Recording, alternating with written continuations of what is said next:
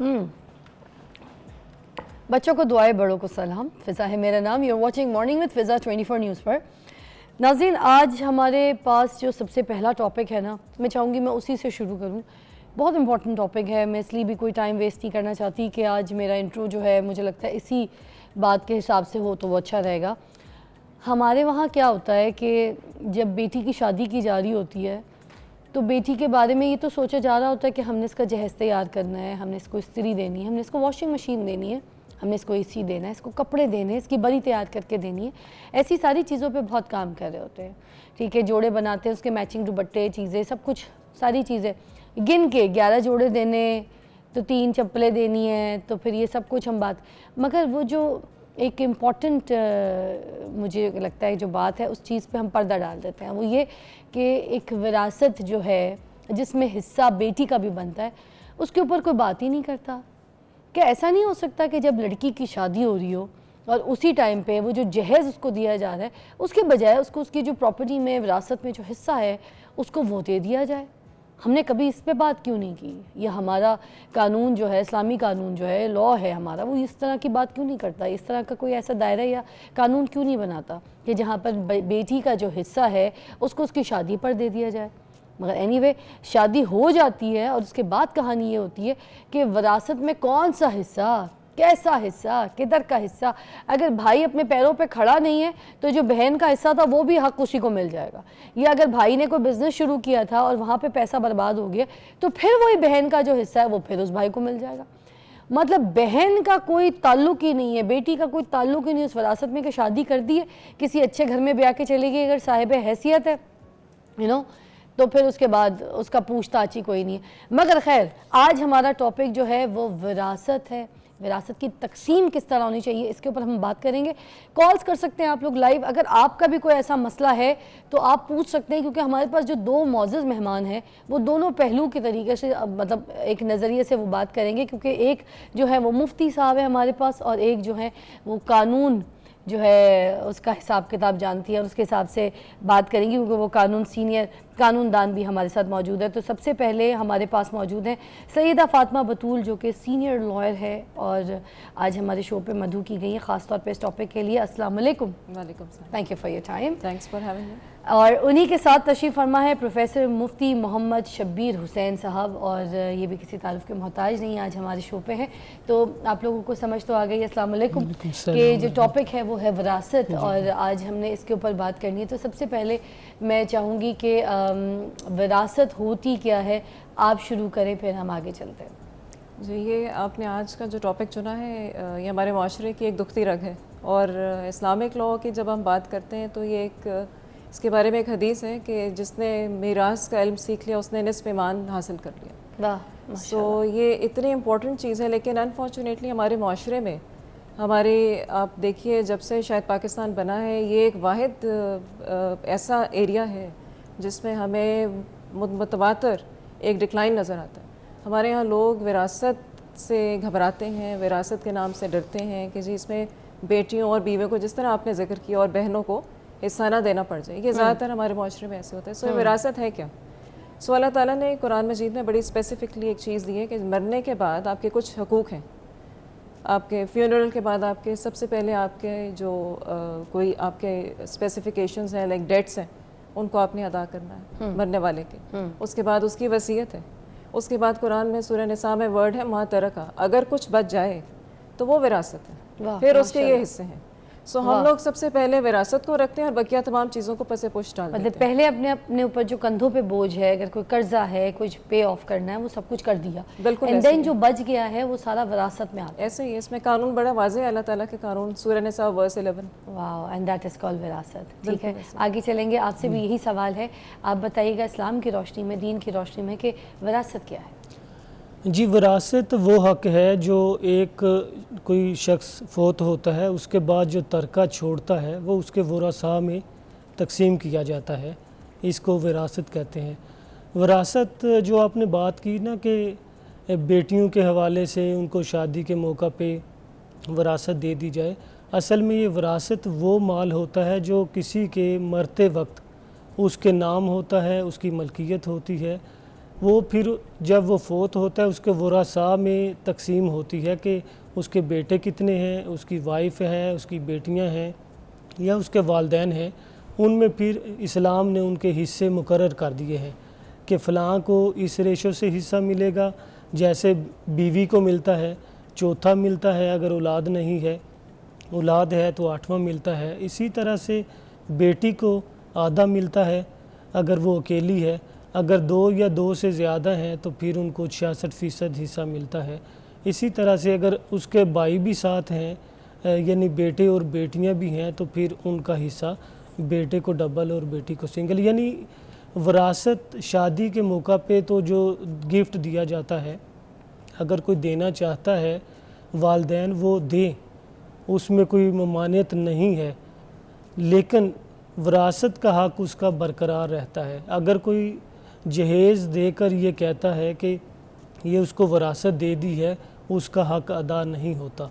अल्लाह के कानून के मुताबिक यानी अल्लाह ताला ने बड़ा वाज़े करके और फिर हजूर अलैहिस्सलाम ने भी इसको क्लियर कट जो है, लड़की का हक़ हर जगह पे मौजूद है। मगर वरासत वैसे जहेज़ का तो जिक्र नहीं है कहीं जहेज़ पे। का जिक्र नहीं, हमारे इस्लाम में जहेज़ का तो जिक्र नहीं है ना सर। इस्लाम तो में फिर जहेज़ उसके का बाद जिक्र अगर है। जहेज़ में ही ये विरासत दे दी जाती है, जितना कुछ बनता है उसके हिसाब से अगर जहेज़ दे दिया जाए, एक सवाल है मेरा जी आपसे जी कि उसके हिसाब से जहेज़ में वो चीज़ें विरासत की दे दी जाए, ठीक है, वो जो जहेज़ के लाउज़मात है फजूल के कि मतलब ये चीज़ देनी है, वो चीज़ देनी है, यूँ देना है, ये कपड़े देने हैं, ये फर्नीचर देना है, इन सब के बजाय एक जहेज़ की फॉर्म में उसको जो चीज़ें हैं उसकी विरासत की वो दे दी जाए, तो क्या वो फिर उधर पूरी नहीं हो सकती? असल में और बता जहेज़ दिया जाए कि ये तेरी विरासत है जो तेरे हवाले कर। जहेज़ जब दिया जाता है, विरासत का ताल्लुक़ है फ़ौत होने के साथ, यानी वालिद फ़ौत हुआ, उसके नाम जो मलकियत थी वो उसके बच्चों में और बीवी तो लोग में अपनी तकसीम। रहती ज़िंदगी में नहीं दे सकते? एक सवाल रहती है। ज़िंदगी में अगर दिया जाए तो वो हिबा होता है।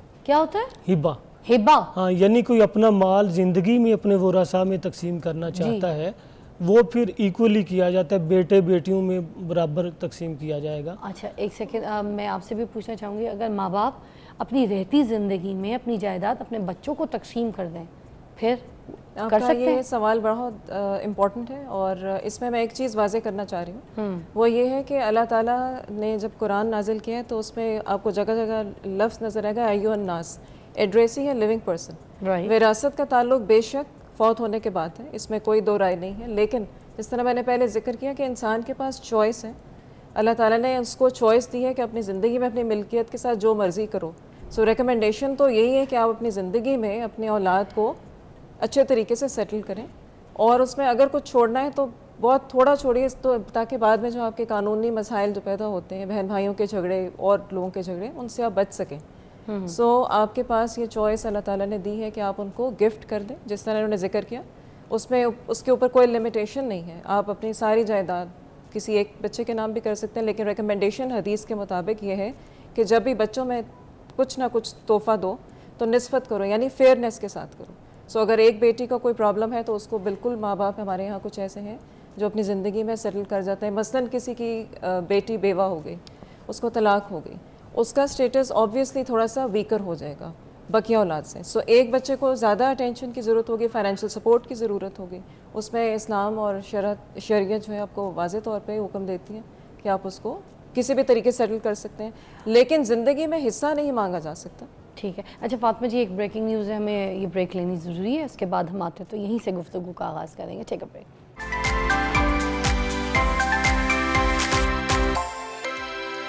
Welcome back, you watching morning with Fiza, और अभी हम बात कर रहे हैं विरासत के ऊपर कि औलाद को जो विरसे में चीज़ें दी जाती हैं उसके मुताबिक इस्लाम क्या कहता है और कानून क्या कहता है। अच्छा ये आपसे मैं पूछना चाही थी, आप कह रही थी ना कि ये जो है मरने से पहले पहले विरासत की जा सकती है, विच इज़ कॉल्ड गिफ्ट, आप अपने औलाद को आगे गिफ्ट कर सकते हैं, तो ये विरासत ही नहीं हुई जो गिफ्ट हो रही है फिर? नहीं, देखिए इस्लामिक लॉ शरीयत इसमें वाज़े है, हमारे पास इस्लामिक प्रिंसिपल्स हैं। अल्लाह ताला ने इंसान को चॉइस दी है अपनी ज़िंदगी में, वो अपने जो उसकी मिल्कियत है उसको जैसे चाहे इस्तेमाल करे। ठीक है। माँ बाप, औलाद, औलाद में से कोई फर्दर और कोई एक्सटेंडेड फैमिली में उसके साथ कोई डिपेंडेंट है, कोई कफ़ील है वो किसी का, तो कोई भी हो सकता है। Alright. सो उसको विरासत की टेक्निकल टर्म में हम शामिल नहीं कर सकते। विरासत टेक्निकली मरने के बाद ही है, उसको मतवफ़ा कहते हैं। जब शख्स फौत हो जाएगा उस वक्त जो कुछ उसकी मिल्कियत में होगा वो विरासत के लिए खुल जाएगा, सूरह निसा आयत नंबर 11 के मुताबिक। मगर लेकिन उसके बारे में वो बताएगा, वो कानून पूरा एक पेपर चीज़ें एग्रीमेंट बनवाएगा कि मैंने ये किया है, मैं मरने के बाद ये हिस्सा इसको देता हूँ, मरने के बाद मेरी ये चीज़ इसको मिलेगी, ज़िंदगी में करवा सकता है? नहीं, इसमें ये दो मुख्तलिफ कॉन्सेप्ट्स हैं। अपनी ज़िंदगी में आप वसीयत कर सकते हैं, अच्छा, उसमें 1/3 की लिमिटेशन है, और लीगल एयर्स के नाम नहीं कर सकते। अगर वो कंसेंट दे दें, मतलब? लीगल एयर मींस वर्सा, अच्छा। वर्सा के नाम वसीयत हमारे इस्लामिक लॉ की एवोल्यूशन में ये बात इस्टेब्लिश्ड है, प्रिंसिपल है जो मुस्लिम वर्ल्ड में चल रहा है कि 1/3 से ज़्यादा वसीयत नहीं कर सकते। मसलन 100 रुपये में से 33%, ठीक, उससे ज़्यादा वसीयत नहीं होगी और लीगल एयर्स के हक़ में नहीं होगी। लेकिन उसमें एक एक्सेप्शन है कि अगर वर्सा जो है वो अपना कंसेंट दे दें सारे, तो फिर वो काबिल अमल होगी, लेकिन ये एक एक्सेप्शनल रूल है। उसके अलावा दूसरा जो सबसे बड़ा कॉन्सेप्ट है वो हिबा और गिफ्ट का है। लोग अपनी ज़िंदगी में अपनी जायदाद गिफ्ट कर देते हैं। मसलन किसी एक बच्चे को वो देखते हैं वो कमज़ोर है, किसी एक की मदद ज़्यादा करने की ज़रूरत है, एक औलाद बहुत छोटी है, एक औलाद इस्टेब्लिश्ड है, तो ऑब्वियसली उस फ़र्क को, गैप को ख़त्म करने के लिए वो छोटे बच्चे के नाम कुछ हिबा कर देते हैं। तो ये सिक्योर करने के तरीके हैं, ठीक है, ये विरासत नहीं कहलाएगी, लेकिन ऑब्वियसली वो अपनी मिल्कियत में से कर रहे हैं। अगर वो ये कर लेते हैं तो ये बात वाज़ेह है कि बाद मरने के बाद ऐसे मसाइल जन्म नहीं लेंगे। मुफ्ती साहब आप क्या कहेंगे? वैसे पॉइंट तो मुझे तो ठीक लग रहा है, मगर आप बताइए इस्लाम की रोशनी में क्या ठीक है ये? जी बिल्कुल, गिफ्ट तो किया जा सकता है, कोई अगर अपनी ज़िंदगी में गिफ्ट करना चाहता है, लेकिन उसमें ये ख्याल रखा जाएगा। हजूर अलैहिस्सलाम के पास भी ये केस आया, तो आपने फरमाया ए दिलू फ़ी औलादिकुम, यानी अपनी औलाद में अदल करो। तो इसी से फ़ुक़हा कराम जो है, इस्लामी स्कॉलर जो है, वो ये निकालते हैं कि जब कोई ज़िंदगी में देना चाहता है अपने बच्चों को, जैसे विरासत में तो आ जाएगा, बेटे को डबल मिलता है, बेटी को सिंगल हिस्सा मिलता है, लेकिन ज़िंदगी में वो बेटे और बेटियों में अपना माल बराबर ही तकसीम करेगा, या फिर बाकी बच्चों से मुशावरत करके किसी एक की हालत अगर गरीब है, कमज़ोर है, तो उसको ज़्यादा माल दे सकता है, वो मशवरे के साथ है। लेकिन हजूर अलैहिस्सलाम ने यही तलकीन फरमाई कि अदल करो, बराबरी करो। तो ये तो जायज़ है कि अपनी ज़िंदगी में अपने बच्चों को दे दें, चाहे किसी को भी दे दें, कोई बंदा अपनी मलकियत में से माल तकसीम कर सकता है। जो वसीयत वाला इन्होंने बताया ना, वसीयत एडॉप्टेड चाइल्ड को भी दे सकते हैं? जी, एडॉप्टेड चाइल्ड को भी दे सकते हैं? जी यही बिल्कुल, माल ये इसीलिए रखा है ना, बाज़ औक़ात बच्चा अडॉप्ट किया है, अब विरासत में से उसको हिस्सा नहीं मिलेगा, तो अब हिबा करके, गिफ्ट करके उसको ज़िंदगी में दिया जाए तो बेहतर है। अच्छा, या फिर वसीयत वाला जो बात हो रही है ना, वसीयत 1/3 से की जाती है। अगर कोई बंदा अपना माल कहता है जी ये बच्चा अडॉप्ट किया है, इसको मैं अपना सारा माल वसीयत करता हूँ, ठीक, लेकिन उसकी वफ़ात के बाद सारे का सारा माल उसे नहीं दिया जाएगा, अच्छा, वो 1/3 दिया जाएगा। 1/3 में किस तरह? तीसरा हिस्सा, यानी कि उसके माल को 3 पे डिवाइड करेंगे, ठीक है, और तीसरा हिस्सा उसको दे के बाकी उसके वरासा में तकसीम करेंगे। अच्छा, ऐसा नहीं हो सकता कि सारी की सारी वसीयत कर दे, या उन वरासा के लिए, यानी जो लीगली उसके हिस्से से हकदार हैं उनके लिए वसीयत नहीं कर सकता। वसीयत हमेशा गैर वारिस के लिए की जाती है, ओके, और या फिर किसी भी गैर वारिस में बेगम, क्योंकि औलाद में से नहीं है तो बेगम तो हिस्सा लेती है ना, अच्छा, बेगम हर हाल में हिस्सा लेती है। फिर गैर वारिस में जो बाहर के कोई लोग हैं जिनको जैसे देना बच्चा हो, कोई अडॉप्ट किया है, वो किसी और से लिया अच्छा, है, इस तरह से वो उन्होंने, वो कोई रिश्तेदारी नहीं है उसकी, जिनमें वो- रिश्ता नहीं है, हाँ खून जी, का रिश्ता नहीं है, या निकाह का रिश्ता नहीं जी है, या बिल्कुल, औलाद नहीं है, जी वो बिल्कुल, गैर वारिस में शामिल जी हो गए। बिल्कुल। ठीक है जी। अच्छा, आगे चलते हैं, पेरेंट्स के ऊपर भी आते हैं, ज़रा पेरेंट्स पे बात करते हैं कि जब बाप जायदाद तकसीम करता है और बच्चे घर से बाहर निकाल देते हैं, ठीक है जी, तो इसके बारे में आप क्या कहेंगी? बहुत सी वीडियोस भी आपको पता है देखने को मिलती हैं कि बच्चे अपने नाम सारी जायदाद लगवा लेते हैं और पेरेंट्स को घर से निकाल देते हैं। वो बुज़ुर्ग होते हैं, उनके क्या हालात होते हैं, क्या नहीं होते, इसके बारे में क्या बात? ये हमारे माशरे का एक अलमिया है, और इसमें 2020 में हमारे पास एक कानून आया था जो कि फेडरल टेरिटरी की हद तक था।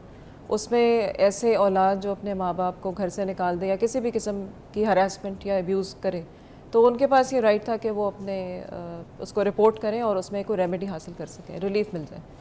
और it was a very big step कि पाकिस्तान में ऐसे कानून को वो इन्वोक सिर्फ करना। इस्लामाबाद की हदूद तक था ना। हाँ, लेकिन अनफॉर्चुनेटली वो प्रोविंशियल लेवल पे ऐसा आया नहीं, सो उसकी हमें कई इम्प्लीकेशन नज़र नहीं आती।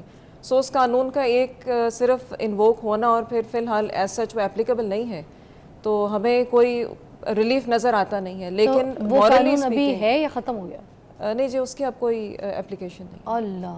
सो ये चीज़ मेरा तो ये अच्छी ख्याल थी। था कि हमें ये इसको अडॉप्ट करना चाहिए था, लेकिन आपको शायद इल्म होगा, आवाम के लिए जनरली ये बात मैं कर दूं कि 18वीं तरमीम के बाद हमारे सूबों के पास इख्तियार है अपने अपने सर्टन एरियाज़ में लॉ मेकिंग का। ठीक, सो उनकी मर्जी है, डिस्क्रिशन है, जो सूबा चाहे वो ये कानून अडॉप्ट कर सकता है, इसमें कोई दो राय नहीं है। लेकिन बात यह है कि हमारे जो पार्लियामेंटेरियंस हैं उनके वेस्टेड इंटरेस्ट क्या है, हमारे माशरे के छोटे छोटे ये जो मसाइल हैं जो हमारे फैमिली मैटर्स में आते हैं, ये विरासत, वसीयत, गिफ्ट, ये सारी चीज़ें हमारे ये आइली कवानीन और आइली मसाइल हैं और ये इंतहाई बुनियादी। और आपको शायद मैं एक छोटा सा जिक्र ये भी कर दूँ कि कुरान मजीद में 93 आयात हैं जो सिर्फ फैमिली को केटर करती हैं, यानी इन मसाइल को केटर करती हैं जो आपके इंतहाई बेसिक यूनिट से ताल्लुक़ रखते हैं। क्या बात है। एक कॉल है, कोमल की शामिल करते हैं प्रोग्राम में। अस्सलाम वालेकुम कोमल।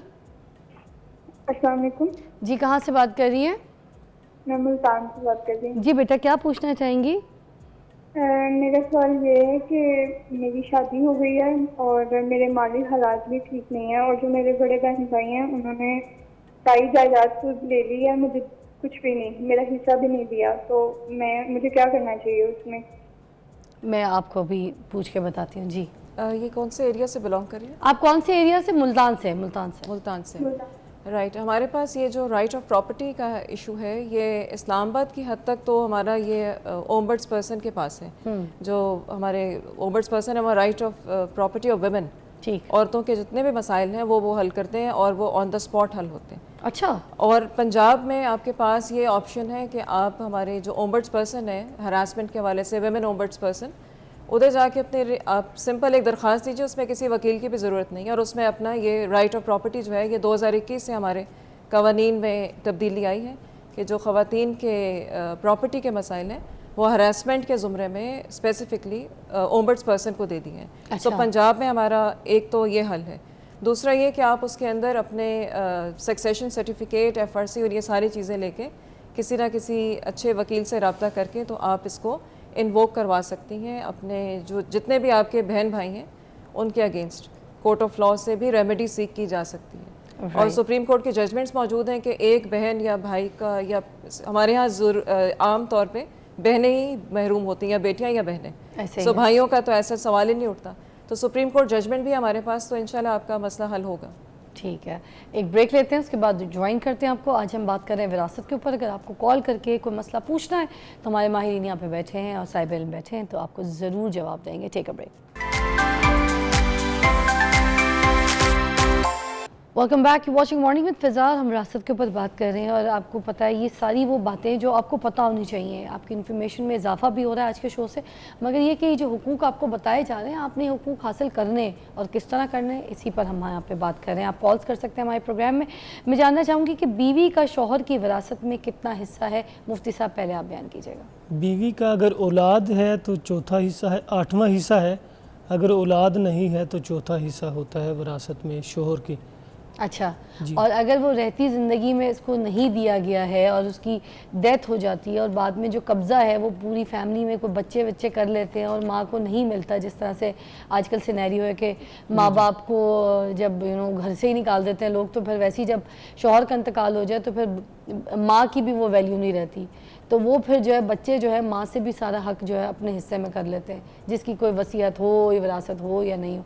इस बारे में क्या कहें? देखिए, इस्लाम के मुताबिक तो जब एक शख्स की वफ़ात हो गई उसके बाद उसका माल तकसीम होना चाहिए, ठीक, फौरी तौर पे, यानी उसके जितने वरासा हैं उनमें बीवी है उसकी, उसको हक दिया जाए, बेवा को बच्चों में तकसीम कर दिया जाए।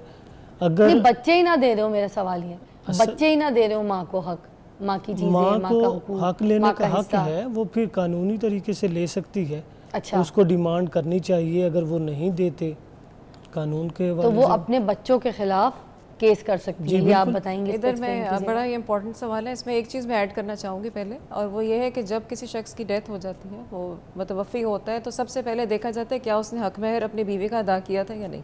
अच्छा ये एक बड़ा वाज़ेह पहलू है सूरह निसा अगेन, ठीक। उसमें स्पेसिफिकेशन है सबसे पहले, फिर वो डेट के तौर पे सबसे पहले उस बेवा का हिस्सा जाएगा मरने के बाद, सबसे पहला को उस बेवा का है, विरासत तो बाद में आनी है। अच्छा सो ये हमारे यहाँ लोगों को आमतौर पे बात पता नहीं होती। ठीक है, हाँ बिल्कुल। सो अब वो डिपेंड करता है कि किसी ने, वो जो हमारे यहाँ एक गलत तस्वुर है कि 32 रुपये 12 आने, ये हमारा शरई तस्वुर ये नहीं है।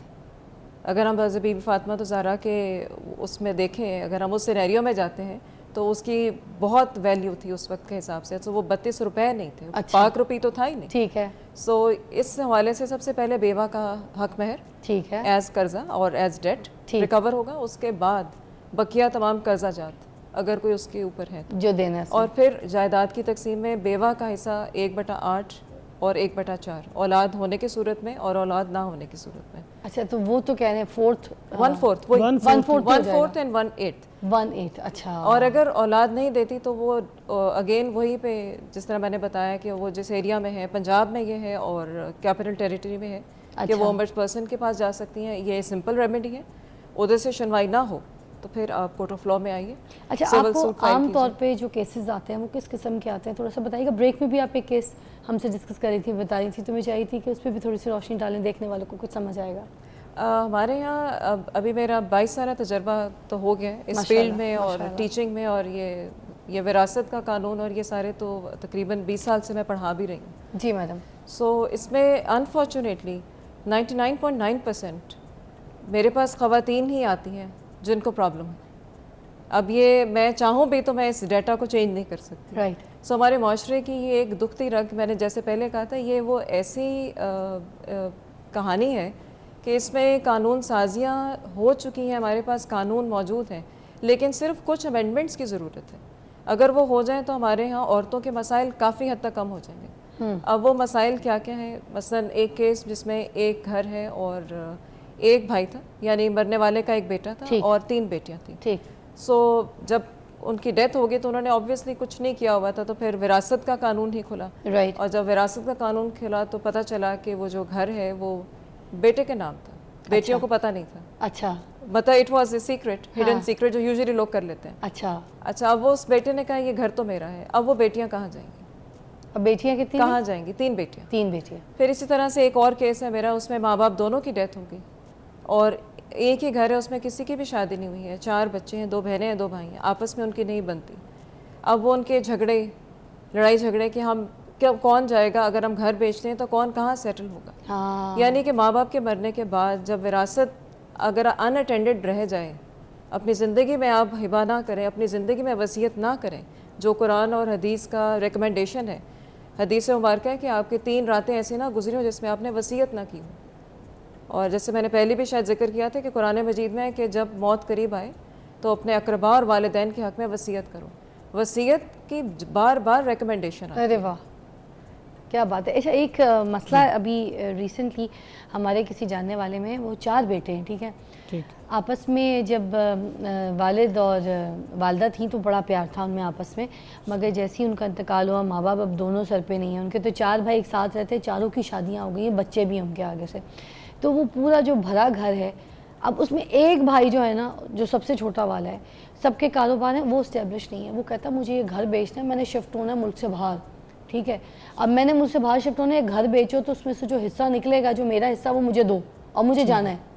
तो अब इस सिनेरियो में इस्लाम क्या कहता है, क्या करें?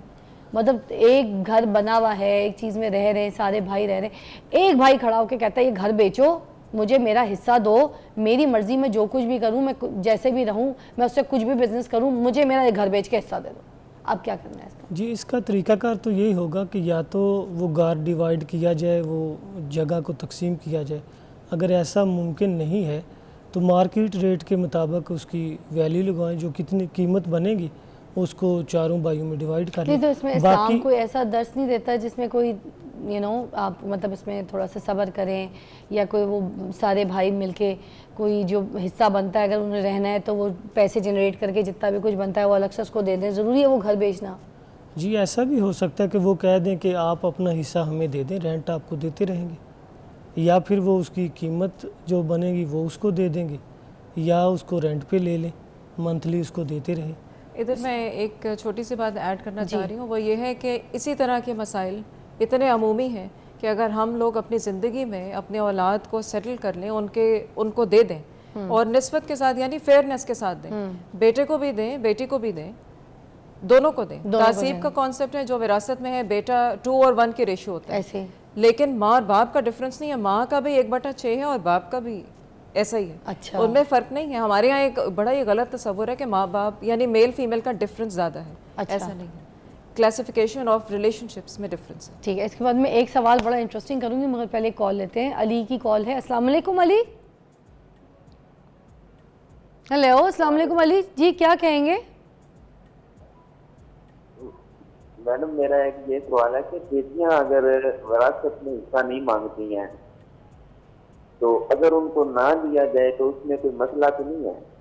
बहुत अच्छा सवाल है, अभी आपको जवाब देते हैं जी, आप पहले बताइएगा। जी मैडम, देखिए, विरासत होती है जिस शख्स की मिल्कियत थी और वो फौत हो गया, फिर उसकी विरासत उसकी औलाद में तकसीम होगी। अगर उसने अपनी ज़िंदगी में कुछ नहीं दिया, ठीक है, जो कुछ भी बच गया वो विरासत में जाएगा। अब उसमें जो बेटियां हैं अगर वो हिस्सा मांग रही हैं तो उनका शरई हक है और इसके ऊपर बड़ी तासीब है और इसके ऊपर कुरान और हदीस में जो लोग हिस्सा नहीं देते उन पे अच्छी खासी वईद भी है। सो मेरा एक रिक्वेस्ट है जनरली स्पीकिंग कि कुरान मजीद तर्जुमे के साथ ज़रूर पढ़ा कीजिए, आपको छोटे छोटे मसाइल ख़ुद वाज़े होंगे। और कानूनी तरीके से तो वो हमारे पास सुप्रीम कोर्ट जजमेंट्स चूँकि मौजूद हैं, सो उसमें कोई दो राय नहीं है कि उस औरत को जो कि एक बेटी की हैसियत से जिसमें उसके भाइयों को हिस्सा मिल गया है और वो मांग भी रही है और उसको नहीं मिलता, तो वो कानून की चाराजोई करे और उसको वो हिस्सा उसके बिल्कुल जो शरई तरीक़ाकार है उस हिसाब से मिलेगा। ठीक है, एक कॉल और शामिल करते हैं। मुजम्मिल की कॉल है। अस्सलाम वालेकुम, कहाँ से? गुजरात से मैडम। गुजरावाला से जी, क्या कहेंगे भाई?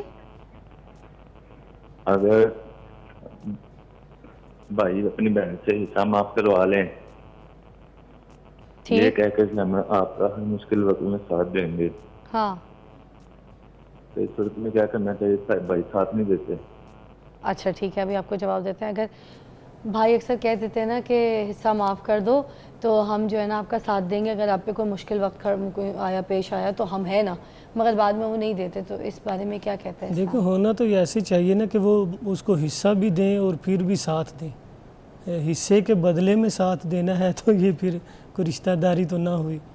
अब अपना हक वो उनको दे के अपना हक खुद लें और उसके बाद वो हमेशा के लिए उनके साथ। आजकल हमारे माशरे में ऐसे ही होता है कि वो एक अंडरस्टूड बात होती है कि हिस्सा अगर आपने माफ़ ना किया रिश्ता तोड़ दिया जाएगा, आइंदा बातचीत नहीं होगी, वो उस घर में नहीं आ सकेगी।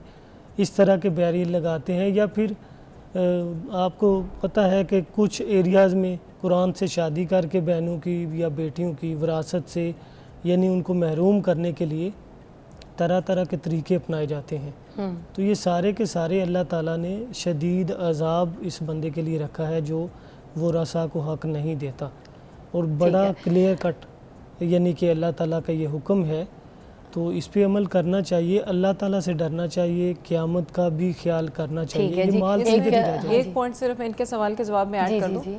कुरान मजीद की सूरह निसा में बड़े वाज़े तौर पे ये लिखा हुआ है कि मर्द का भी उसी तरह से हिस्सा है उसके माँ बाप और उसके अकरबा की जायदाद में से या मिल्कियत में से, जिस तरह से एक औरत का हिस्सा है। ये सूरह निसा पढ़ के देखिएगा, औरत और मर्द, अगर वो बहन है तो उसका उसी तरह हिस्सा है जैसे आपका है। तो जिस तरह से आपने बात की कि बहनें वो माफ़ कर देती हैं इस शर्त पे कि उनका साथ दिया जाएगा, तो ये तो फिर आदमियों पे भी फॉल करेगा ना, एज ब्रदर्स, एज भाई, कि जी उनको भी साथ दिया जाए। तो ये तो एक इंडिपेंडेंट राइट है, आप किसी का राइट जो है वो एक्वायर नहीं कर सकते हैं, ये हक तलफी है। अच्छा, जहलम से कॉल है, नाम नहीं बताना चाह रहे, किसी वालिद साहब की कॉल है, तो मैंने कहा मसले में। अस्सलाम वालेकुम जी। वालेकुम सलाम, मैं बहन से बात करना चाह रहा हूँ। जी जी, बात करिए।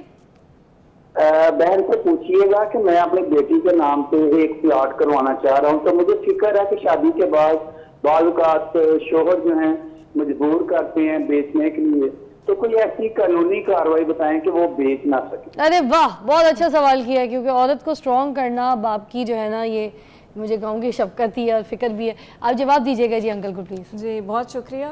ये आपकी बड़ी अच्छी सोच है, बल्कि अपनी ज़िंदगी में ही औलाद को दे देना चाहिए, ये सबसे बेहतरीन तरीका है। और इसके आगे जो आपने बात की वो भी बड़ी हमारे यहाँ माशरे में एक मसाइल में एक सबसे बड़ा मसला ये भी है कि खामद जो है वो बीवियों की जायदाद, उनकी मूवेबल इमूवेबल चीज़ें वो ले लेते हैं। बिल्कुल ऐसे कि ही, हम जेवर इसको तक। हम बिजनेस में लगाएंगे, आपको ये बना देंगे, और फिर वो कभी नहीं मिलता। ऐसे ये ही भी है, हमारे बिल्कुल। पास बहुत सारे केसेस हैं। अच्छा, मैं एक ब्रेक लेना चाहूंगी, इसका जवाब मैं चाहूंगी आप डिटेल में तरीके से दे दीजिए। उसी आफ्टर अ ब्रेक प्लीज़ ये शो ज़रूर देखिए ताकि आपकी नॉलेज में इजाफा, आपको पता चले कि आपकी ज़िंदगी में ये जो ये वसीयतें हैं, ये जो वारिस हैं, ये सब क्या है। Take a break.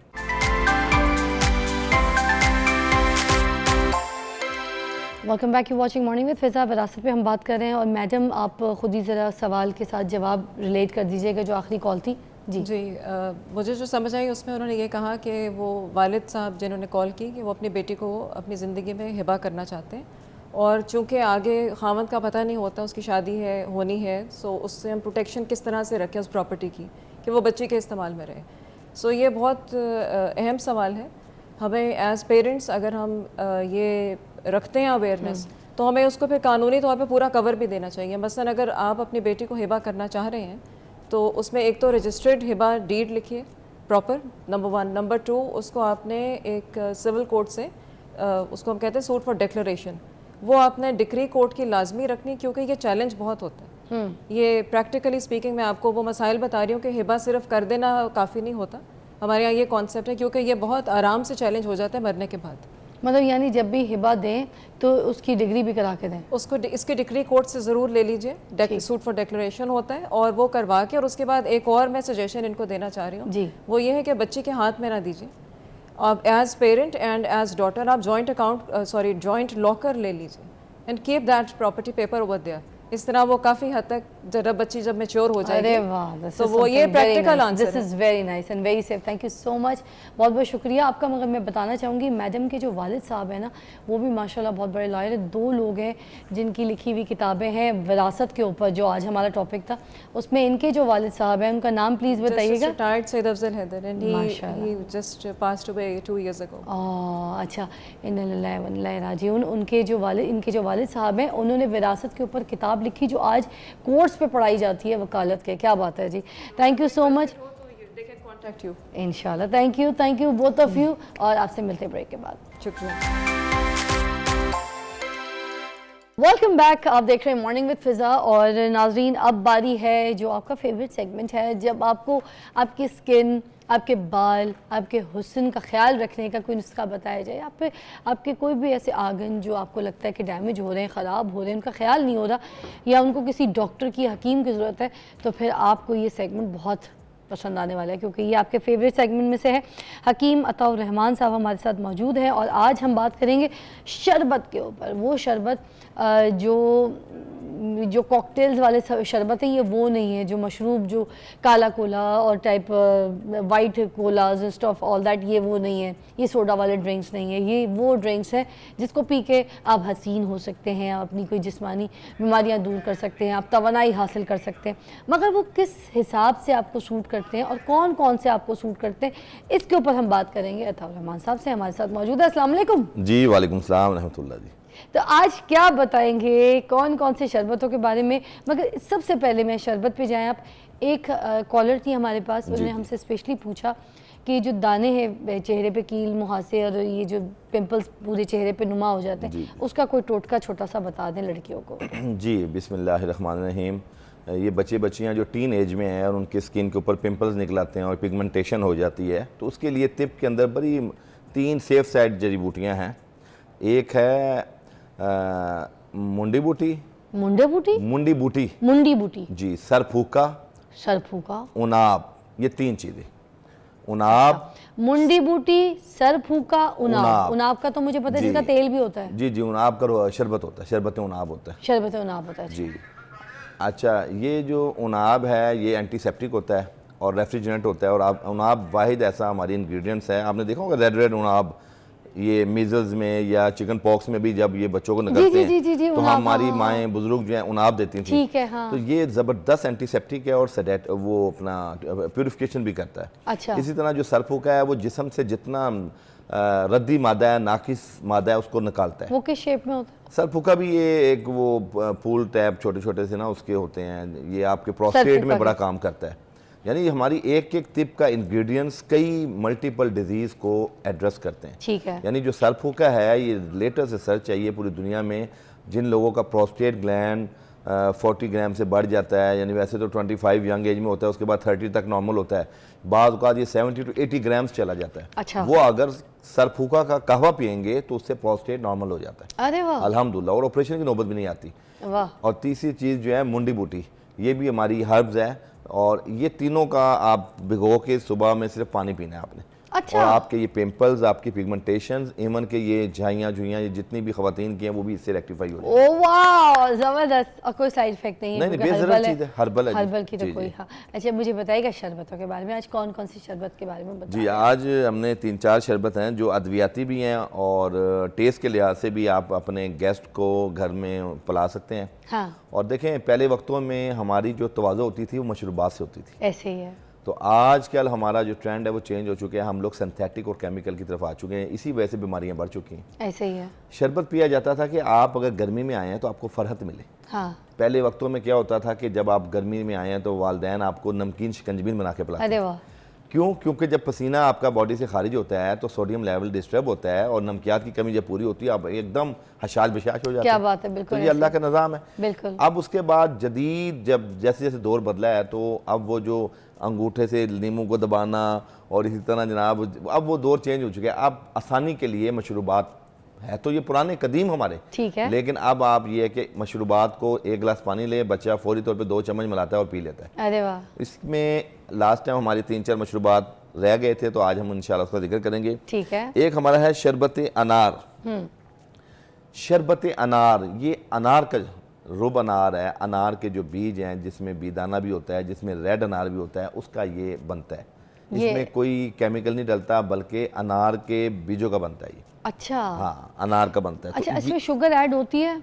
शुगर तो ऑब्वियसली जितने भी एक इसकी SOPs है शरबत बनाने की, उसमें नॉर्मली शुगर ऐड होती है, लेकिन शुगर भी हम जो हमारी माशाल्लाह जो मेजर कंपनीज हैं वो अच्छी वाली शुगर यूज़ करते हैं। शुगर में भी आप देखें ना, कई इंडस्ट्रीज़ में शुगर यूज़ होती है तो वो हेल्थ के लिए बेनिफिट है, वो ऐसी चीज़ नहीं है केमिकल अच्छा, वाली। जी, मतलब इसमें कोई नुकसान नहीं वाला नहीं, नहीं है। उसमें देखिए हमने मगर ये शुगर का पेशेंट तो फिर नहीं पी सकेगा शुगर ना? का पेशेंट के लिए तो ये ममनू है ना, जितने भी मशरूबात हैं वो शिकंजबीन पी लें या वो बादाम का शरबत खुद तैयार करके शक्कर में तो इस्तेमाल फिर कर ये सकते हैं। मशरूबात 90% फिर लोग कैसे पियेंगे? आधे तो लोग सारे शुगर देखें, पेशेंट ही पड़े ज़्यादातर हैं, मशरूब- या तो पीक पे हैं, पॉइंट पे हैं, स्टार्ट जी। में, और कुछ। देखिए, हम तो शुगर के पेशेंट को रिकमेंड नहीं करते, बेसिकली मशरूबात ज़्यादा जो है ना बच्चों के लिए इस्तेमाल होते हैं। ठीक है, और मगर बच्चों में शुगर तो के आपको पता है पेशेंट के लिए शुगर आप वाला साफ मामला नहीं मना होता, करें कि obviously, उनके जी, लिए जी। नहीं। एक पहले कॉल ले लेते हैं जी, सर। please, जी। अस्सलाम वालेकुम जी, कौन है?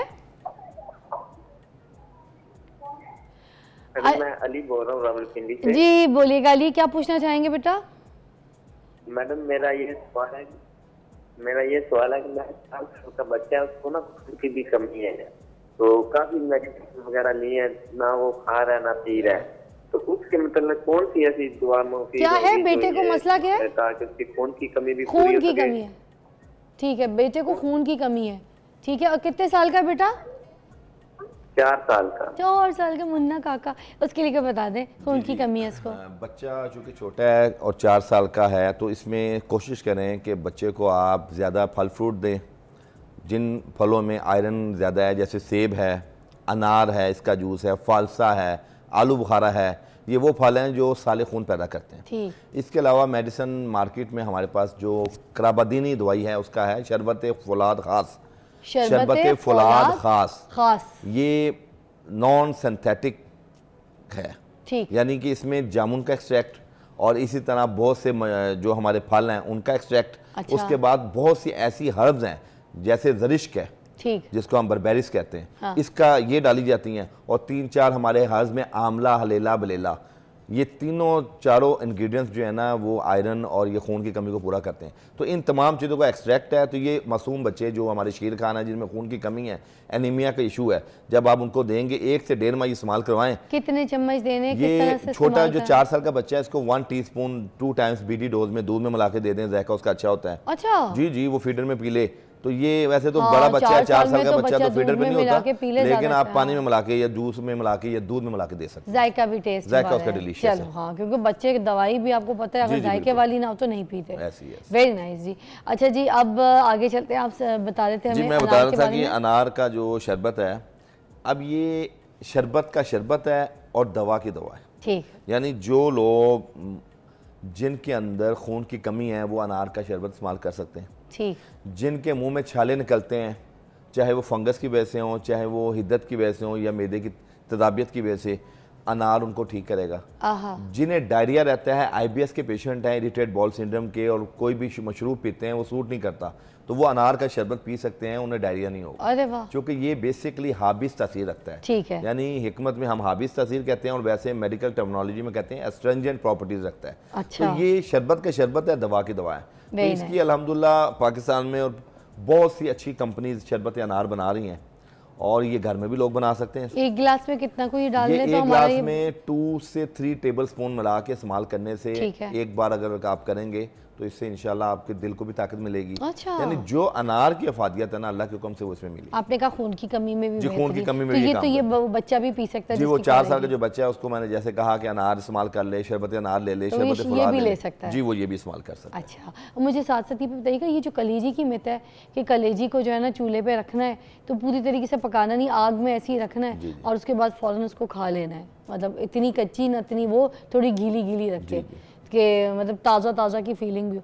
तो क्या इससे खून बढ़ता है, ये बात सच है या बस ऐसी मित है? नहीं, कलेजी जी जी बेसिकली कलेजी जो है ना ये बड़े लोग इस्तेमाल करें, बच्चों को हम रिकमेंड नहीं करते। और जिस तरह आपने अभी इसकी रेसिपी बताई है कि हाफ कच्ची टाइप जाके, बेसिकली इसकी जो मैकेनिज्म है ना, इसके अंदर कोलेजन होता है। कोलेजन आपका ये ब्लड की ऐसी टाइप है जो आपकी बॉडी के अंदर ब्लड प्लेटलेट्स और जितने भी आपके ऐसे WBC इनकी एक वो बंजिंग का काम देता है। ठीक है। तो कोलेजन इसमें मौजूद होता है जो खून की कमी को भी पूरा करता है, रेड RBC को भी पूरा करता है। ठीक तो है। कलेजी हमारे यहाँ जो बड़े लोग हैं जिनमें खून की कमी है, और बिलखसूस वो ख़वातीन जो बच्चों की पैदाइश के बाद नकाहत कमज़ोरी होती है या उनकी बॉडी से खून का ज़िया हुआ होता है, तो उन्हें हम कहते हैं कि आप कलेजी का इस्तेमाल करें। इसी तरह हम उन्हें मुख्तलिफ पंजीरी का इस्तेमाल करवाते हैं जिसमें मगज़ियात होते हैं। इसी तरह हम उन्हें कहते हैं आप देसी मुर्गी या बकरे के गोश्त का शोरबा इस्तेमाल करें। चूँकि आपकी बॉडी कच्ची होती है, आपकी बॉडी में वीकनेस आई होती है, तो ये तमाम चीज़ें आपकी नकाहत कमज़ोरी को दूर करती हैं। अरे वाह, एक ब्रेक लेते हैं, ब्रेक के बाद ज्वाइन करते हैं, उसके बाद और भी बहुत सी शरबत है जिनके बारे में मालूम करेंगे कि कौन सी शरबत हमने पीना है तो हमें तवानाई मिलनी है, हमारे खून की कमी ठीक हो जानी, हमारी स्किन के लिए अच्छा है, हमारे ग्लो के लिए अच्छा है। कि ब्रेक के बाद जानते हैं।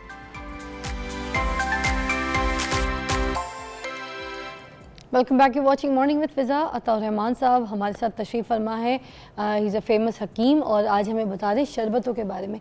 अच्छा, मुझे ये बताइएगा कि जो मुंह में छाले बन जाते हैं लोगों के, उसके लिए भी कोई शरबत हो सकता है क्या?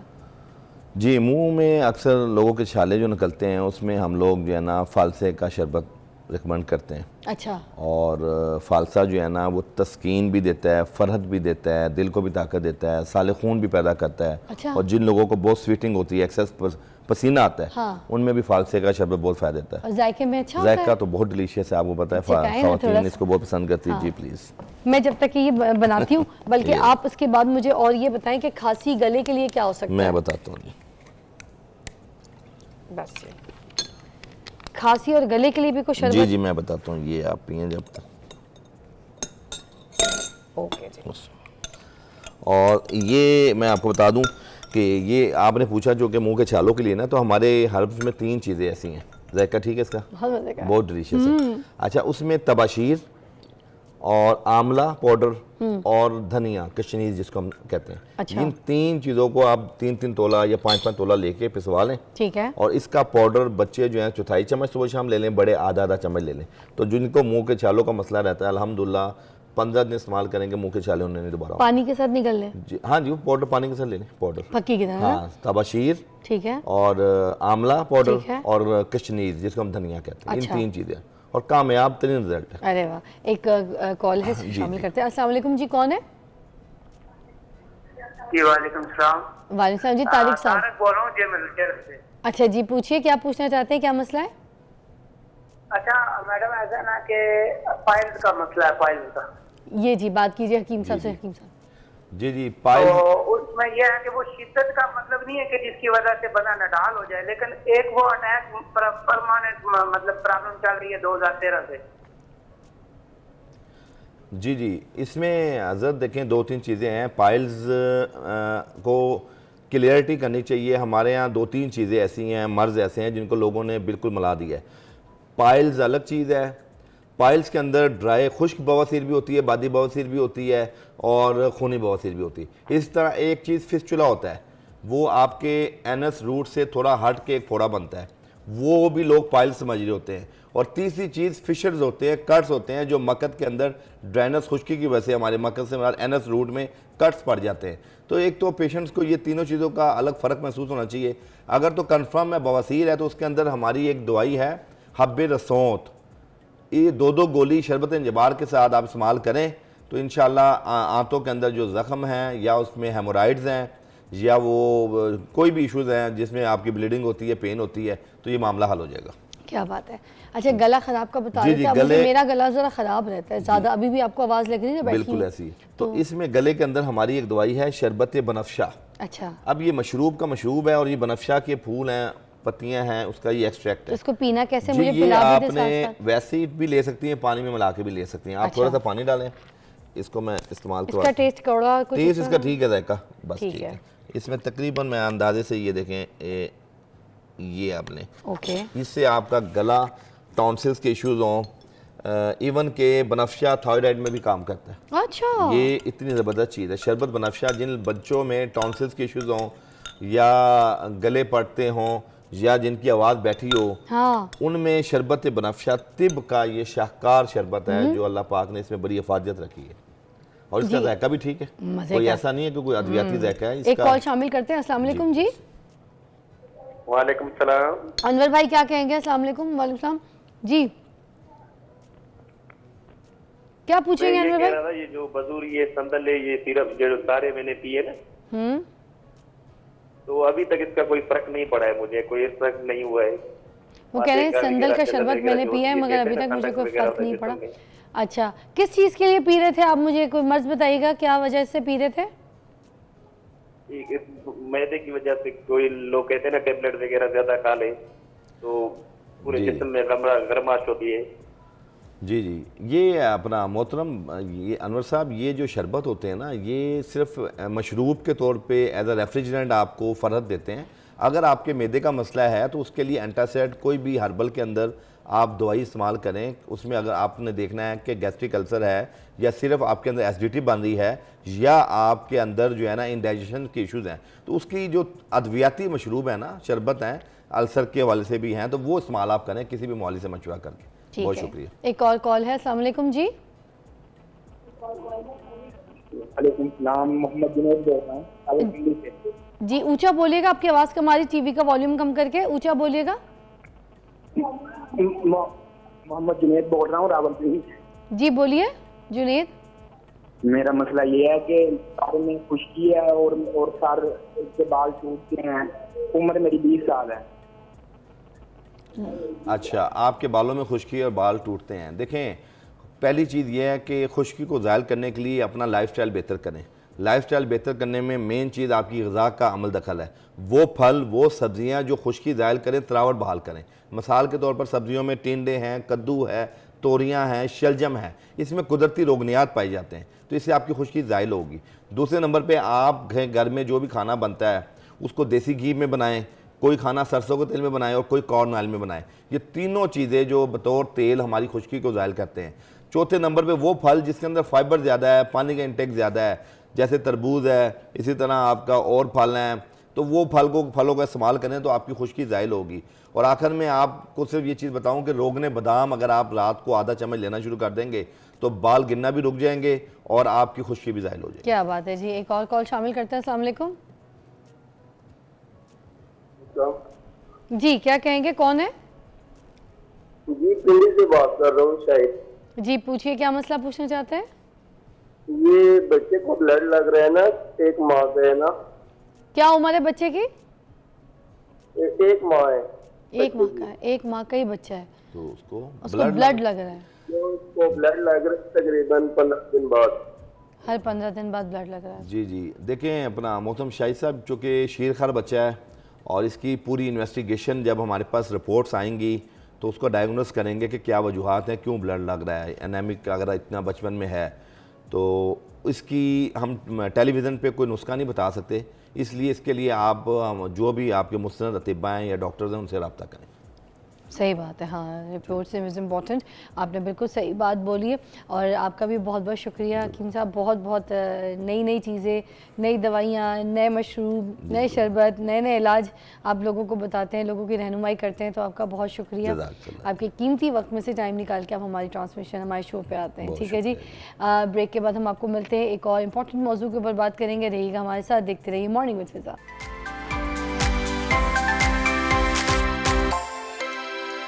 आज की ताज़ा खबर, आज की ताज़ा खबर, यू जस्ट सी दिस यार। समझ तो आ गई होगी कि मैं क्या दिखाने लगी हूँ। ये जो बच्चियाँ हैं ना यहाँ पर, ये पावर लिफ्टिंग है, करती हैं माशाल्लाह, और इंटरनेशनल जो है ना लेवल पे परफॉर्म कर रही हैं और गोल्ड मेडलिस्ट हैं, पावर लिफ्टर हैं। और ये 4 बहनें, आपने बड़ी फेमस मूवी देखी होगी दंगल, जिसमें आमिर खान साहब ने क्या परफॉर्मेंस दी थी। वालिद साहब थे और उन्होंने अपनी बेटियों को जो था ट्रेन किया था और वो ग्राउंड में ऐसे परफॉर्म करती थी। क्या टफ़ ट्रेनिंग थी उनकी, सुबह शाम रात उन्होंने देखनी होती थी, ठंडा मौसम नहीं देखना होता था। तो सर्दियों में वो झील में धक्का दे देते थे, ऐसी ऐसी fully kind of a training जो थी वो उनको दी गई। इसी तरह ये हकीकत में है स्टोरी, और वो रियल स्टोरी जो है आज हमारे सामने ये शो पे है। ये जो बच्चियां हैं, जो 4 बहनें, मतलब जो दंगल की स्टोरी थी, मुझे लगता है उससे ज़्यादा बड़ी रियल स्टोरी ये है कि 4 बहनें हैं जिनको ट्रेनिंग दी है इनके वालिद साहब ने, और सारा कुछ ट्रेन किया है, पावर लिफ्टर बनाया है इनको, और ये गोल्ड मेडलिस्ट हैं। Unique Asian and world record इन्होंने जो है वो कायम किया है। बड़ी बात है। मेरे पास 3 अभी बहनें आई हैं, एक नहीं आई, वो मैं आपसे पूछ के बताऊंगी कि क्यों नहीं आए। मगर सबसे पहले आप अपना नाम बताइएगा जी। ट्विंकल सुहेल। अस्सलाम वालेकुम। और दूसरी बहन? सिबल सुहेल। सिबल सुहेल। आप बताइएगा? वेरोनिका सुहेल। वेरोनिका सुहेल। अच्छा, मुझे ये बताइए कि चौथी जो है मरियम, वो क्यों नहीं आई? क्योंकि अभी रिसेंटली हम 3 वर्ल्ड रिकॉर्ड बना के आएंगे। Asian Pacific African combined championship में हम तीनों गई थी, वहाँ पर 3 बड़े आज़म इकट्ठे आए थे। अच्छा। तो वहाँ पर एक ही वो भी दुनिया फर्स्ट टाइम हुआ था और पाकिस्तान ने भी फर्स्ट टाइम रिप्रेजेंट किया था। तो जो वर्ल्ड रिकॉर्ड है वो हम चारों का, जो 2018 में बना था दुबई में। अच्छा। और उसको IPF ने अप्रूव किया था 2020 में, और 2021 में हम लोग का फिर प्राइड ऑफ परफॉर्मेंस मिला था। वो मतलब रिसेंट वाला जो रिकॉर्ड आप लोगों ने बनाया है वो आप 3 बहनों ने बनाया है, ठीक है। मगर मरियम की ट्रेनिंग भी आप लोग की तरह है, she is just doing the same job, या? यस। तो आप बताइएगा ज़रा सबसे पहले कि वालिद साहब जो हैं आपके, वो क्या करते हैं? वालिद साहब मेरे कैलीग्राफर हैं, फ्लेक्स साइन बोर्ड वगैरह का उनका अपना काम है। और जो मेरी स्पोर्ट्स स्टार्ट करवाई थी वो मेरे वालिद साहब की वजह से। तो इनिशियल ट्रेनिंग भी वालिद साहब की है। वालिद साहब का नाम बताइएगा? सुहेल जावेद खोखर। तो उन्होंने आपको फिर ये कैसे ट्रेनिंग दे दी? पहले तो मैं यहाँ पे ये देखें, सलूट करती हूँ आपके वालिद साहब को कि आज की बच्चियों को 4 बेटियाँ उनकी, और चारों के चारों बेटे भी होंगे, मगर जो 4 बेटियाँ यार, जिनको हम सबसे पहले घर में दबा देते हैं कि बैठ जा बेटा, हम जा रहे हैं, तू घर से बाहर ना निकलना, कुंडी लगा ले बस, और कुंडी खोल ले दरवाजे की, ठीक है। लड़कों के सामने नहीं आना, ऐसे बात नहीं करना, बाहर ना निकलना गली में, लड़के छेड़ेंगे, ये वो।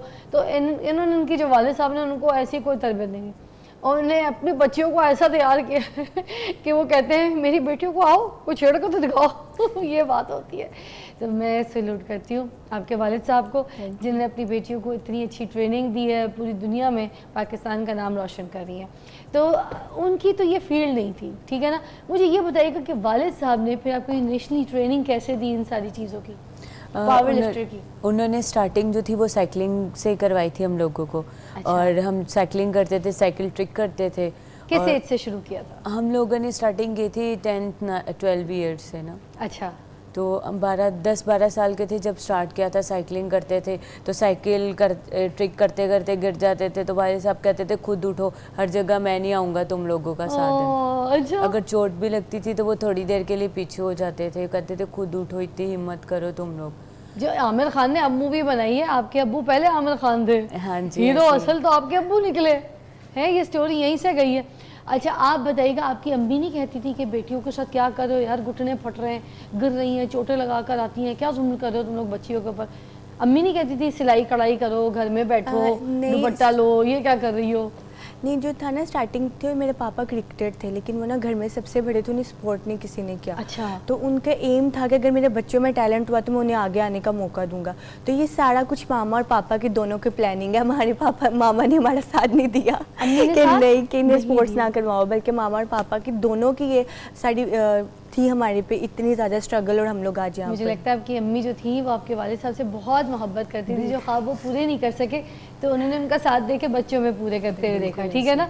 अच्छा ये बताइएगा, जब शुरू में बिल्कुल स्टार्ट था आपका इनिशियल, तो थोड़ा सा मुश्किल लगा आपको ये सब चीज़ों में कि यार हम लड़कियां यार किस काम में डाल दिया।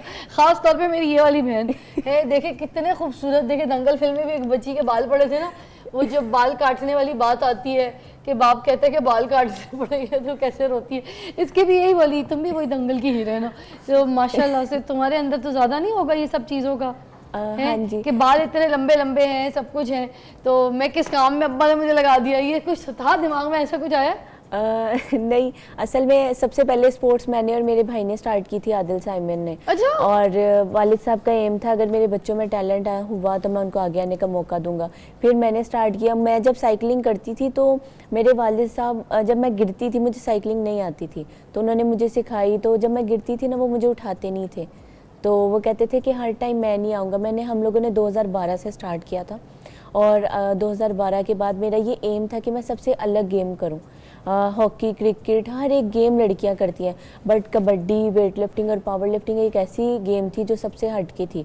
इसीलिए फिर मैंने स्टार्ट किया। फिर मुझे देख के साइबल, वेरोनिका और मरियम ने फिर मुझे देख के स्टार्ट किया। तो ट्विंकल, कितने मेडल अभी तक आप जीत चुकी हैं? इंटरनेशनली तो मेरे पास 15 गोल्ड मेडल हो गए हैं। और उम्र क्या है आपकी?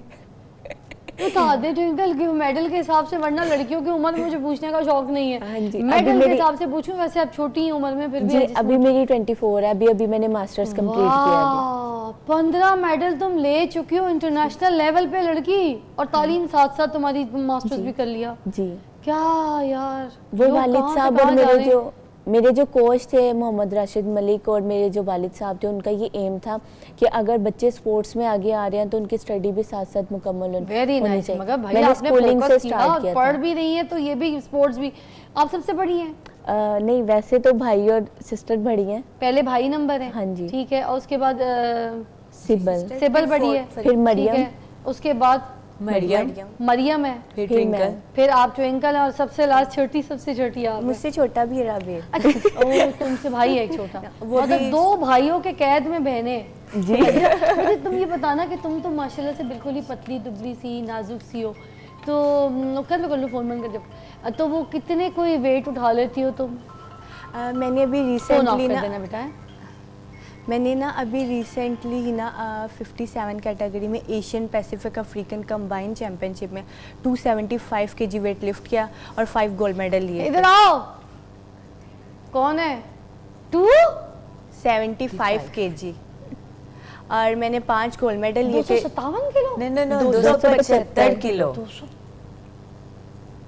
275।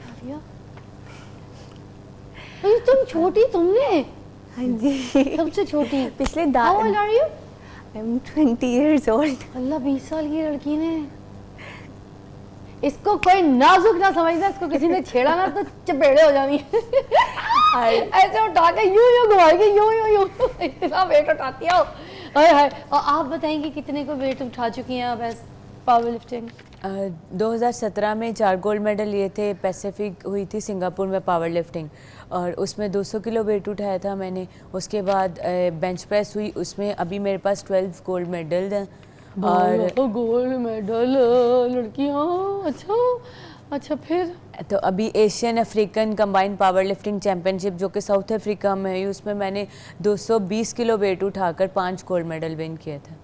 वाह। और आप बताएं मुझे, ये जो वेट है कितना कोई आप उठा सकती हैं? मतलब मैं 370 किलो वेट उठाती हूँ। है? कितना? मैं हैवी वेट में खेलती हूँ और 370 किलो वेट उठाती हूँ। क्या? 370 kg। अल्लाह। बेसिकली 3 इवेंट्स होते हैं ना, उनका टोटल इतना होता है। क्या? 370 किलो वेट उठाती हूँ। एक टाइम में उठाती हो क्या? नहीं, इसमें स्क्वाट्स होती हैं, बेंच होता है और डेडलिफ्ट, इन तीनों को कंबाइन करके ये टोटल। बेंच पे कितना होता है, स्क्वाट पे कितना होता है? स्क्वाट्स में है 150 डेडलिफ्ट में और 70 बेंच में। मैं तो सिर्फ इमेजिन करके घबरा रही हूँ, तुम लोग इंसान हो ना। Can I touch you? Yes. Oh yeah they are. और हम लोग के हाथ भी जो है ना वो लड़कियों वाले नहीं है, बहुत टफ है, स्टिफ। मुझे तो हाथ छूके हुए डर लग रहा है। गरम कितने, मेरे ठंडे कितने हो गए। हाँ जी। सच बताओ, मेरे हाथ तुम लोग की बातें सुनकर मैं भी डर गई। मैं तो वैसे ही डर गई। मुझे तो कुछ नहीं कहोगे ना तुम लोग? नहीं, मैं बहुत प्यार करने वाली हूँ, बट टेंशन नहीं है मेरे से। तो मैं तो वैसे ही तुम लोग से कभी पंगा ना लूँ। ब्रेक लेते हैं यार। I am totally shocked. Wow.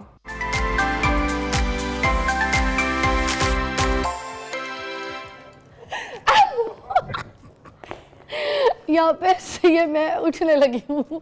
ये देखे जी, oh my god, she is so good. Oh squat पूरी यार, ये इतनी पतली दुबली लड़की, इसने मुझे उठा के स्क्वाट भी कर लिया। कौन हो तुम यार, मेरे से तो फरार नहीं उठती यार। I love you so good, so good. क्या बात है यार मेरी बच्ची।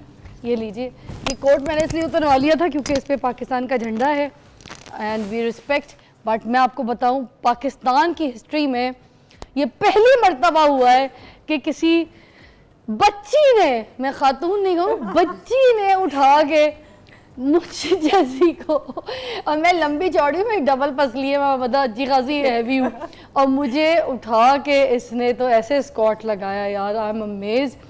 मैं आपको बताऊं, पूरी ब्रेक में मुझे सब मना कर रहे थे कि नहीं करना नहीं करना, मगर इनके जो भाई हैं वो, इनको क्योंकि पता था। आइए जी, मैं आपको जल्दी से मिलवाना चाहती हूँ क्योंकि लास्ट मिनट है।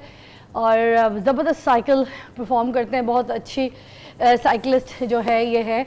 अस्सलाम वालेकुम भाई, क्या नाम है आपका? मेरा नाम आदिल सुहेल है। आदिल सुहेल, आपको भी मैं इसी तरह मिलना चाहूँगी क्योंकि आप इनके बड़े सुपर हीरो भाई हैं, वालिद समेत। माशाल्लाह क्या फैमिली है, सब नाम रोशन कर रहे हैं। और आप तो अपनी बहनों से वैसे डरते पहला भाई जो बहनों से डरता होगा, ऐसे ही है। हाँ जी, हाँ जी। मगर मैं आपको बताऊं, ऐसा ग्रुप, ऐसी फैमिली, ऐसा काम, ऐसा टैलेंट मैंने आज तक नहीं देखा। क्या आपकी फैमिली है, क्या ट्रेनिंग है आपकी, आप लोग पीछे से बैक सपोर्ट आपको इतनी है कि मैं कहती हूँ जब घर से सपोर्ट बहुत अच्छी मिले ना, आप पूरा मैदान जीत लेते हैं, आप फतह कर लेते हैं। तो ये आप लोग जो कर रहे हैं वो आम बात नहीं है। This is so good. आप भी पढ़ते हैं? जी, मैं इलेक्ट्रॉनिक्स इंजीनियर हूँ। अच्छा। और साथ स्पोर्ट्स का मैं नेशनल में गोल्ड मेडलिस्ट हूँ। हाँ। चुक बॉल में, साइकिलिंग में मैं ब्रॉन्ज मेडलिस्ट हूँ। फिर फर्स्ट मिनोरिटी नेशनल चैंपियनशिप हुई थी, उधर मैं गोल्ड मेडल हुआ। तो हमें तो इतने मेडल्स हैं कि सब मेडल्स फैमिली कहना शुरू हो गए। अरे मेडल्स फैमिली है, आप कोई शक नहीं। मुझे ये बताइए, अपनी बहनों के लिए कितना प्राउड फील करते हैं, खासतौर पे बिकॉज दे आर गर्ल्स। और मुझे अच्छा लगता है कि पाकिस्तान की औरत जो है वो मजबूत हो, लड़कियाँ कुछ करें और लड़कियों को अपॉर्चुनिटीज़। आप बात कर रहे थे ना कल भी हमारे शो पे कि अपॉर्चुनिटी, तो ये देखें कितनी अपॉर्चुनिटीज़ है, बस अवेल करना है, आपने अपना ट्रैक हासिल करना है। ऐसे ही है। एंड में कोई मैसेज देना चाहेंगे जल्दी से? मैं यही मैसेज देना चाहूँगी कि हम लोगों का जो फ़र्ज़ था हम लोगों ने पाकिस्तान के लिए किया है। अब पाकिस्तान का फ़र्ज़ बनता है कि वो हम लोगों को जो हमारी आगे हर्डल्स हैं उनको पूरा करे, क्योंकि हम लोगों के जो एक्सपेंडिचर्स हैं और जितने भी एक्सपेंस हैं वो सारे पूरे किए जाए। और हमने जो मेडल्स विन किया उसके इनामात की रकम हमें। क्या बात है जी, ज़बरदस्त। Thank you so much, wish you best of luck. अभी टाइम ख़त्म हो गया, आपसे मुलाकात करती हूँ कल। See you all and love you all.